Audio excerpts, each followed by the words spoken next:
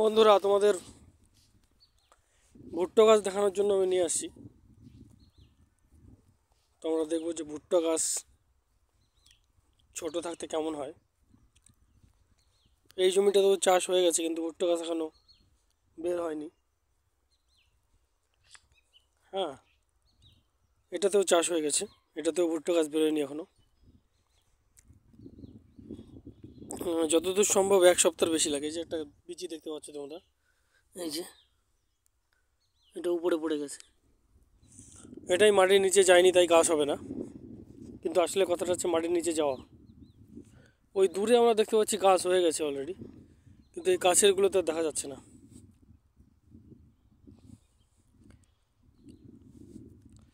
এটাতে হয়নি, এটা জমিও ফাঁকা পড়ে আছে। বীজ ফেলা হয়ে গেছে, কিন্তু এখনো গাছ বেরোয়নি। তো আর একটু এগিয়ে গেলেই আমরা দেখতে পাবো। তো পুরো দেখতে পাচ্ছ ভুট্টা গাছ, ভুট্টাই ভুট্টা, সব ফাঁকা মাঠ। কয়েকদিন পরে ভুট্টা হয়ে যাবে সব জায়গাতে।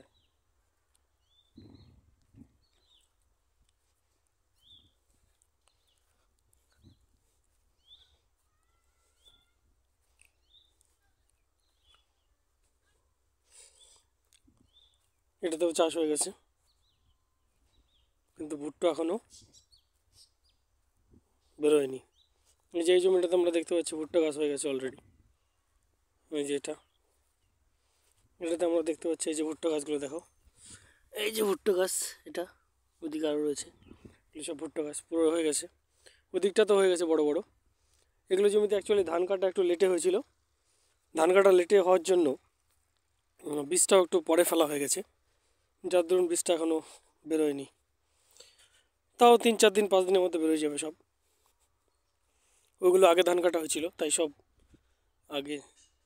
ওগুলো সব মেশিন হারভেস্টারে কাটা হয়েছিল ধান, আর এগুলো সব হাতে কাটা হয়েছে, তাই একটু লেট হয়ে গেছে। কারণ হারভেস্টারে কাটলে একসঙ্গেই ধান বাড়িতে পৌঁছে যায়, আর হাতে কাটলে সেটাকে শুকাতে হয়, সেটাকে আবার ঝাড়াই মাড়াই করতে হয়, অনেকটা কাজ থাকে। তো ঠিক আছে, ভিলেজ ব্লগে এইটুকুই।